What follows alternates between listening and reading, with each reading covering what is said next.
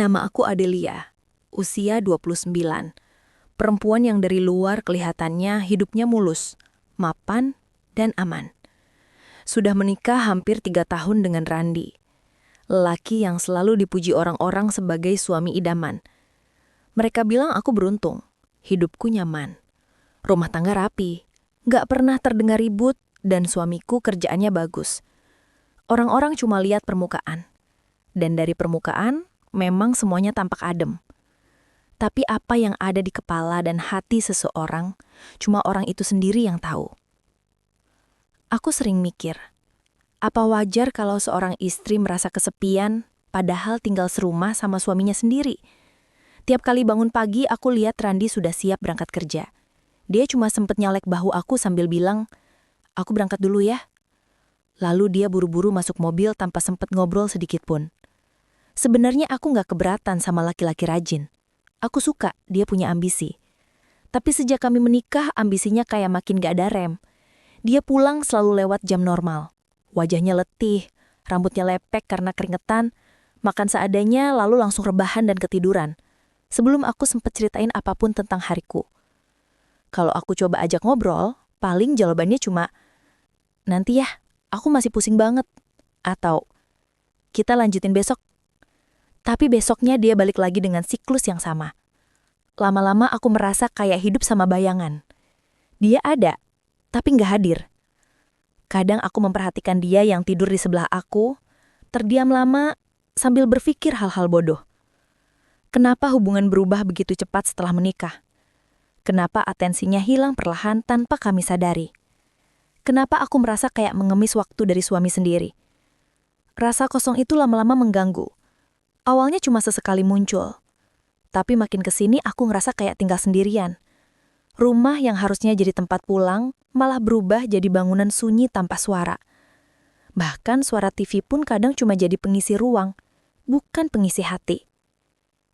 Di tengah hari-hari yang datar itu, muncullah sosok yang akhirnya ngebawa aku ke arah yang sama sekali nggak pernah aku bayangkan. Raga. Dia rekan baru di kantor. Pertama kali ketemu, kesan yang aku dapat adalah dia itu tipe cowok santai, gampang nyambung sama siapa aja, dan sukanya bercanda. Tapi bukan tipe bercanda murahan. Lebih ke obrolan yang bikin suasana kerja nggak tegang. Dia kalau lewat meja aku pasti sempet-sempetnya kasih komentar lucu. Mulai dari rambut aku yang katanya mirip iklan sampo versi low budget, sampai cara aku ngetik yang menurut dia terlalu rapi buat ukuran manusia hidup. Awalnya aku cuma senyum sekenanya. Tapi lama-lama aku sadar, kata-katanya bikin ruang kantor terasa lebih ringan. Terutama buat aku yang beberapa bulan terakhir kerja dengan kepala sumpek karena masalah rumah. Raga nggak cuma sekedar rekan kerja. Dia kayak seseorang yang tahu gimana caranya ngebuat orang lain merasa dilihat. Dia mulai sering bantu-bantu hal kecil kayak nawarin ambilin minum di pantry, ngingetin jam makan siang, dan hal-hal remeh yang sebenarnya basic banget. Tapi justru karena sederhananya itu, aku merasa diperhatiin. Suatu hari waktu jam makan siang, dia berdiri di samping meja aku sambil ngepuk ringan permukaan meja. "Del, makan bareng yuk," katanya santai. Aku mikir dia ngajak beberapa orang sekalian, tapi ternyata cuma aku. Yang lain pada meeting, atau pura-pura meeting. Aku nggak mau makan sendiri, katanya sambil cengengesan. Ada bagian dalam diriku yang langsung goyah. Entah kenapa aku ikut aja tanpa mikir panjang. Di kantin, obrolannya ngalir begitu aja. Dia nanyu banyak hal, mulai dari makanan kesukaan, cerita kuliah, sampai tempat yang pengen aku datengin kalau libur panjang tiba. Aku jawab semuanya sambil hati-hati. Tapi dalam hati, aku tahu, perhatian seperti ini sudah lama nggak aku rasain dari Randi. Sama suami sendiri, pembicaraan kami terakhir kali panjang itu entah kapan. Hari demi hari, Raga makin sering mendekat. Kadang dia cuma lewat buat bilang, "Del, jangan kerja mulu, pipimu makin kempes." Atau, "Kalau pusing bilang, biar aku pura-pura pusing juga, biar bisa pulang bareng." Cara dia ngomong selalu santai, tapi entah kenapa aku merasa nyaman. Aku tahu batas. Aku tahu aku istri orang. Aku tahu ini seharusnya cuma hubungan profesional. Tapi manusia tuh aneh. Kadang bukan godaan besar yang bikin goyah, tapi celah kecil yang dibiarkan kebuka lama-lama bisa jadi pintu besar yang sulit ditutup. Minggu itu jadi awal perubahan yang fatal. Randi makin sibuk dan makin jarang ada di rumah. Sementara Raga makin rajin cari cara buat deket. Rasanya kayak semesta sengaja ngegeser posisi dua laki-laki ini. Yang satu menjauh tanpa sadar, satunya lagi maju tanpa aku tolak. Puncaknya terjadi sore itu. Kantor sudah mulai sepi. Banyak orang pulang lebih cepat karena hujan. Aku masih duduk di depan komputer, beres-beres data, sementara rintik hujan jatuh terus di kaca jendela. Suasana mendadak tenang, lampu-lampu ruangan remang, dan cuma terdengar suara keyboard aku. Tiba-tiba Raga muncul sambil bawa 2 cup kopi panas. "Buat kamu," katanya sambil naruh 1 cup di meja aku. "Aku lihat kamu masih kerja. Kafein bisa jadi penyelamat." Aku terkejut karena dia harusnya sudah pulang. "Kok masih di sini?" tanyaku. Dia cuma nyengir. "Nungguin kamu selesai. Masa aku ninggalin partner ngobrol aku sendirian?" Kalimat itu sederhana. Tapi setelah sekian lama aku merasa nggak dipeduliin, kata-kata itu kena banget. Kami pun duduk lama sambil ngobrol banyak hal. Dari obrolan ringan perlahan mengarah ke sesuatu yang lebih personal.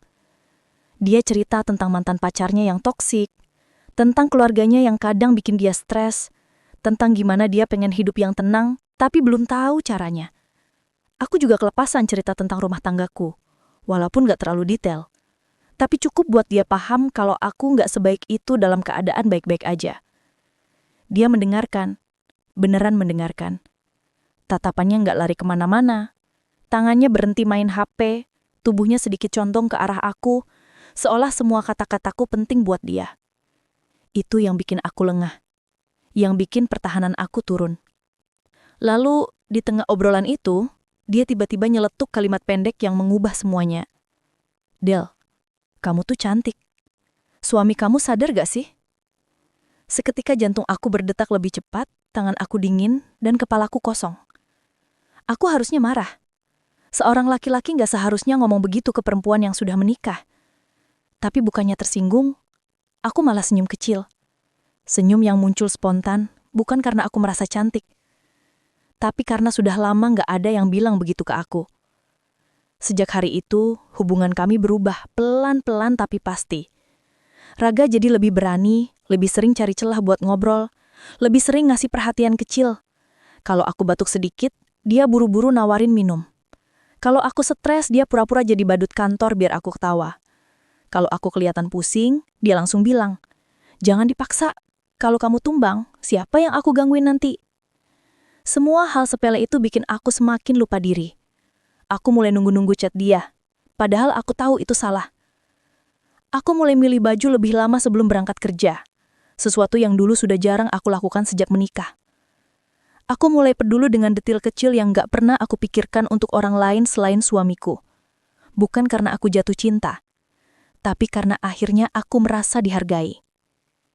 Di rumah, Randi tetap dengan rutinitasnya. Pulang telat, makan sedikit, lalu tidur cepat.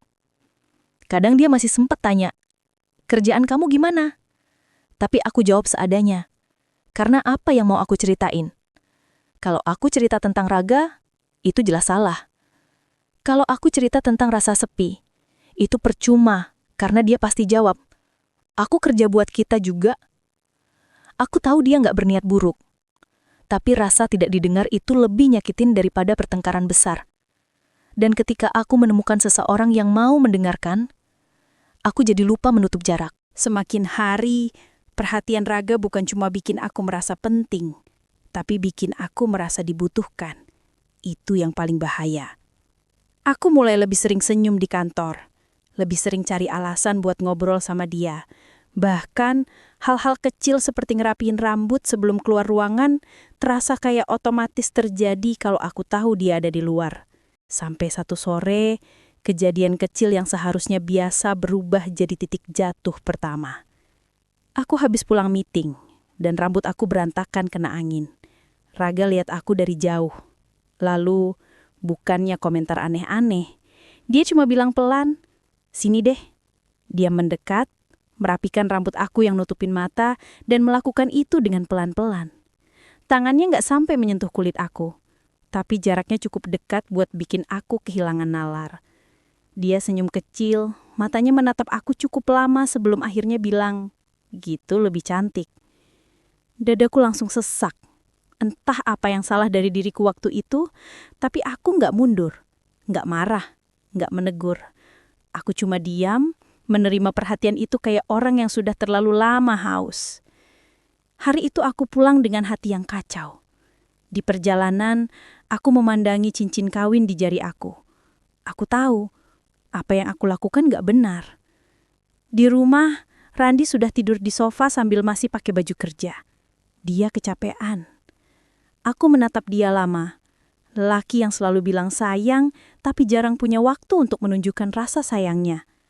Lelaki yang kerja keras buat kami, tapi lupa bahwa istrinya butuh dia hadir lebih dari sekedar bayangan di rumah. Aku duduk di sampingnya, mengelus rambutnya pelan. Tapi perasaan aku nggak berubah. Alih-alih merasa dekat, aku justru merasa makin jauh. Mungkin karena jarak yang sudah keburu panjang, mungkin karena aku sudah keburu mencari tempat sandaran lain. Atau mungkin dua-duanya. Malam itu, aku nggak bisa tidur.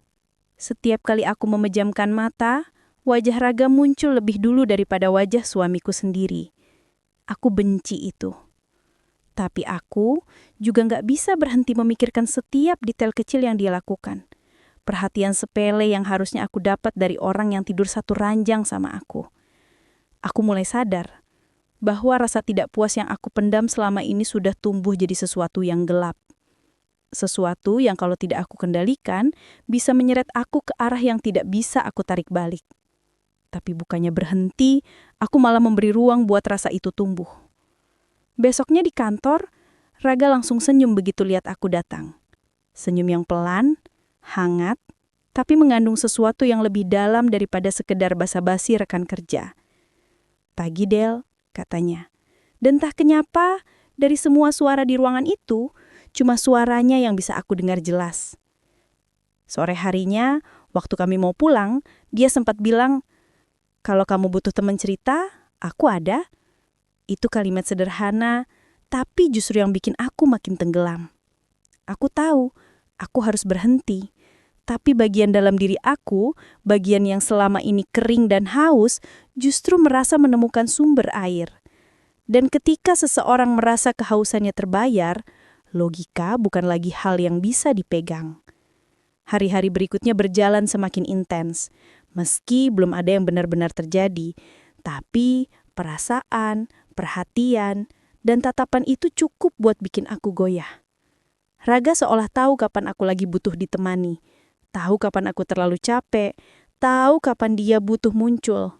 Dan setiap kali dia muncul, aku biarkan. Aku sering lihat cermin dan tanya ke diri sendiri, kenapa aku begini? Kenapa aku membuka pintu untuk laki-laki lain? Kenapa aku nggak cerita jujur ke Randi tentang rasa sepi ini? Jawabannya sederhana. Aku takut. Takut dia nggak punya waktu untuk dengerin. Takut dia cuma menganggap aku manja. Takut dia bakal bilang, aku harus lebih sabar. Dan ketakutan itu tumbuh jadi alasan untuk mencari pelarian. Di titik itulah semuanya mulai runtuh. Semua dari satu pujian sederhana, dari satu celah kecil yang aku biarkan kebuka, dari satu senyum yang gak aku tolak. Semua dimulai dari rasa tidak puas yang aku tutupi sendiri, sampai akhirnya berubah jadi jurang besar yang siap menelan rumah tangga aku sedikit demi sedikit. Aku gak sadar bahwa langkah pertama yang terasa kecil itu sebenarnya sudah cukup buat mengubah hidup aku selamanya. Makin lama, aku sadar kalau kedekatanku dengan Raga bukan lagi sekadar candaan kantor. Ada sesuatu yang tumbuh diam-diam. Sesuatu yang seharusnya nggak boleh ada.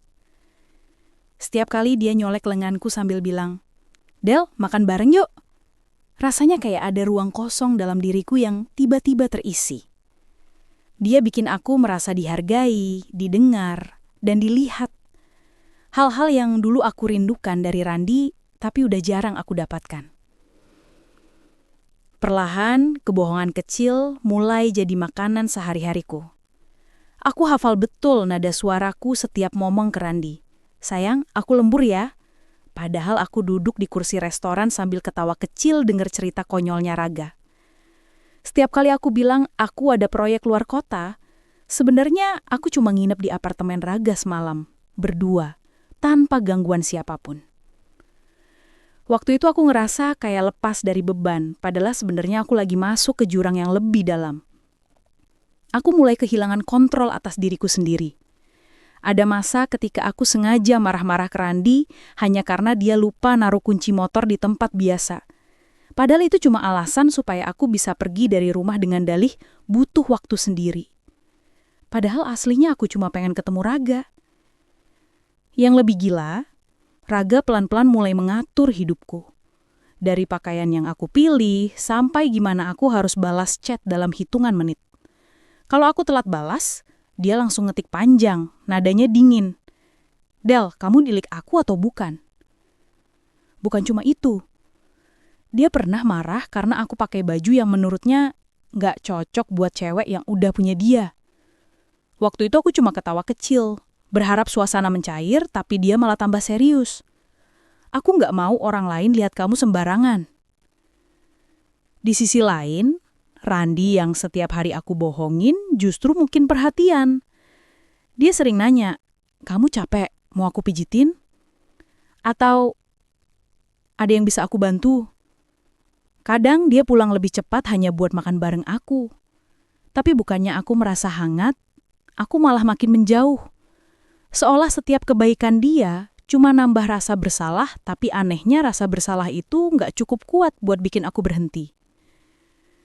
Raga pelan-pelan bikin aku jadi seseorang yang aku sendiri nggak kenal. Setiap kali dia minta sesuatu, aku nurut tanpa mikir. Aku jadi seperti budak emosionalnya, tergantung pada pengakuan dan perhatian yang dia kasih. Bahkan kalau dia sedikit berubah dingin, aku langsung cemas, takut kehilangan dia. Padahal dia bukan siapa-siapaku. Sampai suatu hari, semua kebohongan yang aku tutup rapat akhirnya retak. Kejadian itu datangnya mendadak, bukan sesuatu yang sempat aku siapin. Hari itu aku pamit ke Randi bilang bakal pulang telat karena ada rapat dadakan. Padahal aku sama Raga baru mau pergi ke tempat makan di pusat kota. Kami naik mobil Raga, duduk berdua di dalam ruang sempit dengan lampu kabin yang redup. Dia nyender sedikit sambil nyetir, sesekali ngecek aku yang dari tadi senyum kecil. Aku ngerasa nyaman, tenang, dan salah di waktu yang sama. Tapi kenyamanan itu bikin aku lupa dunia luar. Ketika mobil berhenti di lampu merah, Raga mendadak meraih tanganku. Dia remas pelan, tatapannya bikin dadaku aneh. Del, kamu tahu kan aku serius sama kamu? Aku nggak jawab, cuma ngangguk kecil. Kalau aku minta kamu tinggal sama aku suatu hari nanti, kamu mau? Pertanyaan itu sebenarnya nggak boleh diucapkan, tapi dia ucapkan juga. Dan bodohnya, aku bukan cuma nggak menolak, aku malah tersenyum, seolah semuanya masuk akal. Mobil jalan lagi, tapi pikiranku masih penuh dengan ucapan barusan. Rasanya seperti aku diajak keluar dari hidupku sekarang, menuju sesuatu yang baru. Satu sisi aku ingin, sisi lain aku takut. Tapi rasa butuhku ke Raga lebih kuat daripada logika yang berusaha mengingatkan aku tentang Randi. Malam itu aku makan di restoran yang biasanya cuma aku lihat dari luar. Raga duduk di depanku sambil bercerita banyak hal. Aku dengarkan semuanya, bahkan ketawa di waktu yang tepat. Meskipun pikiranku sebenarnya lagi berantakan. Sampai aku ngelihat satu hal yang bikin darahku dingin. Di meja seberang, ada seseorang duduk sendirian sambil main handphone. Tubuhnya tegap, bajunya aku hafal, gaya duduknya aku kenal. Itu Randi, suamiku. Randi yang harusnya lagi kerja malam, yang tadi aku bohongin dengan santai, ternyata ada di situ. Cuma beberapa meter dari tempat aku duduk berdua dengan laki-laki lain. Aku langsung tunduk, panik, tapi terlambat. Raga yang gak curiga apa-apa malah colek lenganku sambil bilang, Del, kamu mau dessert apa, sayang? Suara sayang itu terdengar terlalu keras di telingaku. Aku mencuri pandang, Dan di saat itu aku ngelihat Randi pelan-pelan mengangkat wajahnya. Tatapan kami ketemu, dan dunia rasanya berhenti. Bukan marah yang aku lihat di matanya. Bukan juga benci. Yang aku lihat adalah luka paling dalam yang pernah Randi rasakan. Luka yang aku sendiri yang bikin. Tangannya berhenti di atas meja, napasnya berat. Dia nggak bergerak. Tapi tatapan itu cukup buat bikin aku hampir pingsan. Aku tahu dia ngelihat semuanya. Ekspresi wajahku, tangan Raga yang masih nyentuh lenganku, dan senyum bodoh yang barusan aku kasih ke laki-laki yang bukan suamiku. Raga baru sadar setelah aku tiba-tiba kaku. Dia nengok ke arah yang sama. Randi berdiri pelan, matanya masih nancep ke aku. Dia nggak datang marah, nggak datang teriak. Dia cuma berdiri dari kursinya, memandangku lama, lalu pergi tanpa satu kata pun. Aku ingin lari, tapi kakiku gemetar. Suara di dalam kepalaku teriak, minta aku ngejar, minta aku jelasin, tapi badanku nggak bergerak. Raga cuma ngelus punggungku sambil nanya kenapa aku pucat, tapi aku nggak bisa ngomong apa-apa. Dalam 1 detik, hubungan yang selama ini aku sembunyikan runtuh total. Dan aku tahu, malam itu adalah awal dari kehancuran yang lebih besar. Aku baru sadar sesuatu. Bukan cuma rumah tangga yang aku korbankan. Harga diri, kepercayaan, semuanya ikut hancur. Dan kejadian itu hanya permulaan. Hari itu, aku pulang lebih malam dari biasanya. Langkahku berat, pikiranku masih kacau setelah kejadian di restoran. Aku berharap bisa pura-pura normal, berharap Randi belum tahu apapun. Tapi begitu aku buka pintu, harapanku langsung runtuh. Randi duduk di ruang tamu, tegak, diam, wajahnya tegang. Lampu menyala terang, tapi suasananya gelap. Dia seperti sudah menungguku lama. Di meja, ada HP aku dalam keadaan terbuka. Layarnya menyala, menampilkan chat panjang dengan nama Raga paling atas. Chat yang berisi semua kebohongan, semua janji manis, semua kata yang harusnya nggak pernah aku tulis. Aku langsung lemes. Tubuhku seperti ketarik ke bawah. Jantungku berdetak terlalu cepat sampai rasanya mau pecah. Randi mengambil HP itu pelan-pelan, bukan dengan marah, tapi dengan hati yang jelas sudah hancur. Dia berdiri perlahan dan menatap aku dengan mata yang merah. Seolah dia habis nangis lama sebelum aku datang. Adele, ini apa? Suaranya pecah, bukan marah, tapi hancur. Aku kena tampar tanpa dia nyentuh aku sama sekali. Aku cuma berdiri diam, bibirku kaku, tenggorokanku seret. Air mata mengalir begitu saja. Bukan karena menyesal, tapi karena ketahuan. Dan itu yang bikin aku makin jijik sama diriku sendiri. Randi meremas bagian dada kirinya, seolah dadanya benar-benar sakit. Napasnya berat, tersengal. Dia bukan tipe suami yang suka drama. Tapi malam itu, dia bahkan gak bisa menyembunyikan betapa hancurnya perasaannya. Aku ini suami kamu, Del. Katanya pelan tapi tegas. Kok aku yang terakhir tahu?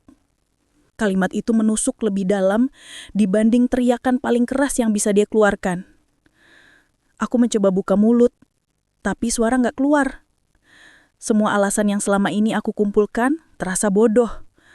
Aku cuma menangis, tapi tangisan itu terdengar seperti pengkhianatan kedua buat dia. Randi memejamkan mata, menarik napas panjang, lalu duduk lagi di sofa. Dia peluk kepalanya dengan kedua tangan, bahunya turun naik seperti dia lagi nahan tangis. Lalu dia melihat aku tanpa berkedip. Kalau kamu bahagia sama dia, aku gak akan tahan kamu. Aku benar-benar jatuh. Rasanya seperti ada batu besar menimpa dadaku. Dia gak marah, gak teriak, gak maki-maki. Tapi kalimat itu lebih menyakitkan daripada apapun. Itu bukan kalimat seorang suami yang marah. Itu ucapan seseorang yang sudah kalah. Malam itu aku nggak berani masuk kamar. Randi menutup pintu kamar tanpa mengunci, tapi aku tahu dia nggak mau aku masuk.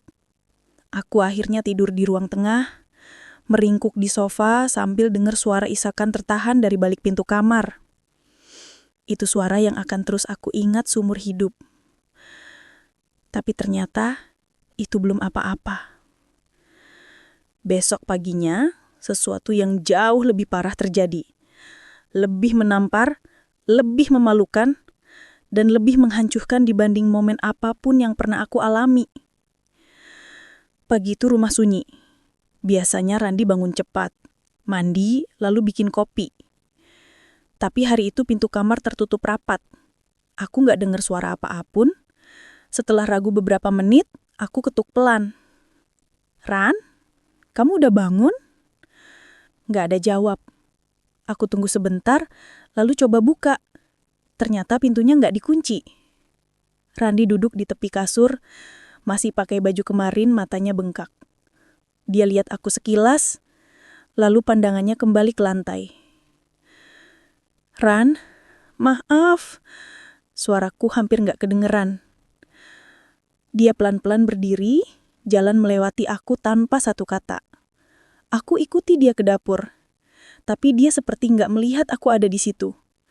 Dia ambil gelas, isi air, dan minum sambil tangan gemetar. Setelah itu dia bawa gelasnya ke wastafel, tapi langkahnya goyah. Aku mendekat, takut dia pingsan. "Ran, kamu kenapa?" Dia nggak jawab. Dia hanya bersandar ke meja, menutup wajah dengan satu tangan, dan akhirnya suara isakannya pecah lagi. Aku panik. Aku pegang bahunya, tapi dia geser tubuhnya menjauh. Itu rasanya lebih sakit daripada kata-kata apapun yang bisa dia ucapkan. Aku mencoba bicara, tapi sebelum aku sempat buka mulut lagi, HP Randi berbunyi. Ada panggilan masuk. Nama di layar, Dika, sahabatnya sejak SMA. Aku ngeri. Jangan-jangan... Randi mengangkat telepon itu dengan suara serak. "Halo?" Dari sini aku bisa dengar sedikit suara Dika yang kaget dan resah. "Bro, gue semalam lihat lo keluar restoran. Lo baik-baik aja. Tadi gue bilang sama anak-anak kalau..." Randi menutup wajahnya lagi, tapi dia jawab dengan suara pelan. "Dia selingkuh, Dik." Aku langsung membeku. Suara itu pecah, berat, dan jujur. Itu pertama kalinya dia mengucapkan kata itu keras-keras, bukan cuma di kepala. Aku mendekat. "Ran, jangan bilang..." Dia mengangkat tangan, minta aku diam. Dia tidak teriak, dia tidak marah. Dia hanya berkata dengan suara lelah. "Mereka teman-temanku, Del. Mereka punya hak tahu kenapa aku kemarin kayak orang hilang akal. Aku merasa dunia ambruk. Tidak hanya ketahuan. Tidak hanya melukai Randi. Sekarang aku jadi bahan cerita di antara orang-orang yang kenal kita. Skandal kecil yang pelan-pelan menyebar tanpa bisa kubendung lagi." Setelah telepon ditutup, Randi suduk lemas. Aku mencoba duduk di sebelahnya, tapi dia mundur sedikit. Perlahan, tapi jelas. "Ran," dia akhirnya melihat mataku. Pandangan itu kosong dan penuh luka di waktu yang bersamaan. "Aku nggak tahu kamu jadi orang kayak gini. Dan yang lebih bikin aku sakit, kamu bahkan nggak mencoba berhenti. Aku ingin bilang, aku menyesal. Aku ingin bilang, aku kecanduan perhatian orang lain. Tapi semua itu cuma alasan. Dan alasan tidak bisa menyembuhkan luka yang aku bikin." Randi menarik napas panjang. Aku nggak tahu harus apa, tapi hari ini aku butuh sendiri. Dia ambil kunci motor, ambil jaket, dan pergi tanpa nanya aku mau sarapan apa. tanpa cium kening seperti biasanya. Pintu tertutup keras, dan untuk pertama kalinya dalam hubungan kami, aku benar-benar dibiarkan sendirian, bukan karena dia sibuk, tapi karena dia sudah nggak sanggup lihat aku. Tapi masalah terbesar belum muncul. Hari itu, Raga menelpon. Dan dari situlah semuanya runtuh lebih dalam lagi. Setelah semuanya ketahuan, aku pulang kerja dengan tangan dingin, kepala muter, dan hati kacau. Aku cuma kepikiran satu hal. Raga harus tahu. Dia harus siapin diri. Dia harus ada buat aku. Dia harus... Tanpa mikir panjang, aku langsung meluncur ke kantornya. Begitu ketemu dia di parkiran, aku langsung ngomong cepet-cepet. Aku ketahuan, suami aku lihat chat kita. Aku harus gimana? Aku berharap dia narik aku ke pelukan. Bilang semuanya bakal baik-baik aja. Bilang dia bakal bertanggung jawab. Karena dia sendiri yang selama ini bilang, aku serius sama kamu, Del. Kamu bukan pelarian. Tapi reaksi dia bukan cuma dingin. Dingin banget. Kayak orang yang bahkan gak pernah punya hubungan apapun sama aku. Del, aku gak bisa ikut campur urusan rumah tangga kamu. Jangan bobo aku. Katanya sambil nyalain rokok, tanpa lihat aku. Aku sempat gak percaya sama yang baru dia ucapin. Loh, bukannya kamu yang bilang mau serius? Kamu yang bilang sayang sama aku. Dia cuma mendecak pelan. Ya ampun Del, jangan lebay. Kita cuma having fun. Kamu aja yang baper. Aku berdiri terpaku. Rasanya kayak ada batu besar jatuh tepat ke dada aku. Raga, kamu serius ngomong gitu? Dia malah senyum tipis. Senyum yang dulu bikin aku luluh. Tapi sekarang terasa hinaan. Aku gak mau ribut sama suami orang. Pokoknya jangan libat-libatkan aku. Terus, dia tinggalin aku begitu aja. Tanpa menoleh. Tanpa rasa bersalah. Saat itu, aku sadar. Selama ini aku cuma mainan. Buat dia, aku bukan pasangan. Bukan prioritas. Bukan seseorang yang layak diperjuangkan. Aku cuma hiburan. Dengan mata bengkak dan kepala berantakan, aku balik ke rumah. Pintu tidak dikunci, rumah sepi. Lampu ruang tamu nyala, tapi suasananya kosong. Kosong banget, sampai aku bisa ngerasain perbedaan udaranya. Begitu masuk, aku langsung manggil pelan. Randi? Gak ada jawaban. Aku jalan ke kamar. Kosong. Di atas kasur, cuma ada selembar kertas yang dilipat rapi. Tulisan tangan Randi. Perlahan aku buka. Aku ke rumah orang tua dulu.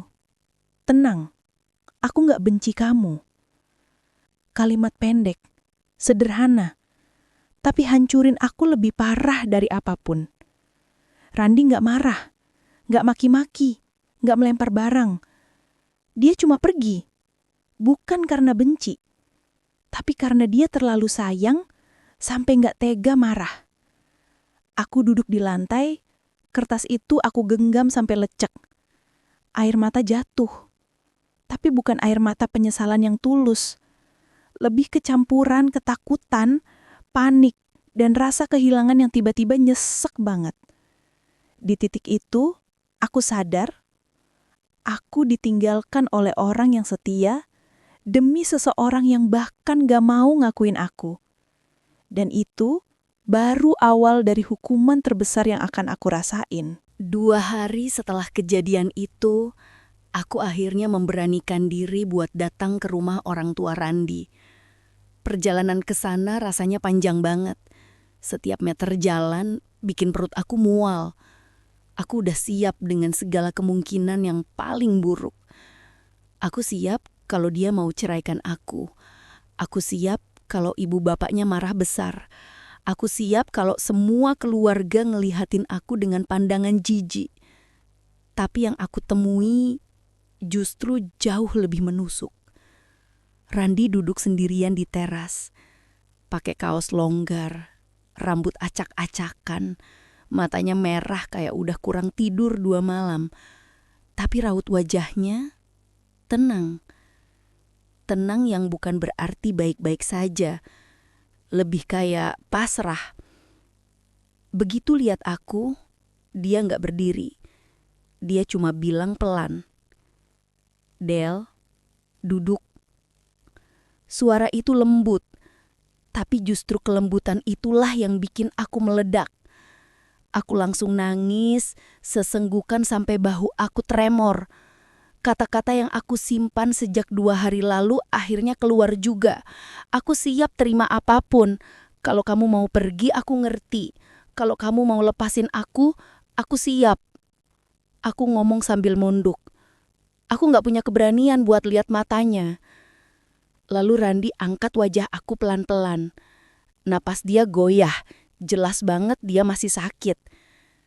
Tapi kata-katanya, "Del, aku tetap sakit. Banget. Tapi aku gak mau balas sakit dengan sakit." Aku hampir gak percaya sama yang aku denger barusan. "Aku maafin kamu." Lanjutnya, "Tapi kamu harus benar-benar berubah. Gak ada lagi bohong. Gak ada lagi rahasia." Aku terdiam lama. Bukan karena gak mau jawab, tapi karena aku kaget. Terlalu kaget. Seseorang yang aku hianati sedalam itu masih punya ruang dalam hatinya buat bilang, "Aku maafin kamu." Padahal dia punya hak penuh buat marah, buat memaki, buat menolak aku mentah-mentah. Tapi dia memilih jalan yang bikin aku semakin malu sama diri sendiri. Setelah itu, aku masuk rumah dan salaman sama orang tuanya. Mereka nggak marah, tapi aku bisa lihat jelas rasa kecewa mereka. Dan anehnya, itu lebih menyakitkan daripada dimaki-maki. Malam itu, aku dan Randi pulang bareng ke rumah. Tapi suasananya jauh dari normal. Kami jalan berdua, tapi rasanya seperti 2 orang asing yang masih berusaha menemukan jalannya. Karena memaafkan bukan berarti melupakan. Dan kepercayaan itu bukan pintu yang bisa dibuka kembali dengan satu kunci maaf. Aku harus memulai dari 0, bahkan mungkin dari minus. Memperbaiki diri, memperbaiki hubungan, memperbaiki cara mencintai seseorang yang selama ini justru aku lukai. Dan ternyata dihianati itu menyakitkan. Tapi dimaafkan oleh orang yang kita sakiti, itu justru jauh lebih menampar. Pesan moral cerita. 1. Tidak semua perhatian adalah cinta. 2. Yang terlihat sempurna di luar belum tentu baik untuk masa depan. 3. Pengkhianatan selalu dimulai dari celah kecil yang dibiarkan tumbuh. 4. Orang yang paling tulus seringkali justru yang paling kita sia-siakan. 5. Memaafkan itu mulia, tapi jangan sampai membuat kita mengulangi kesalahan yang sama.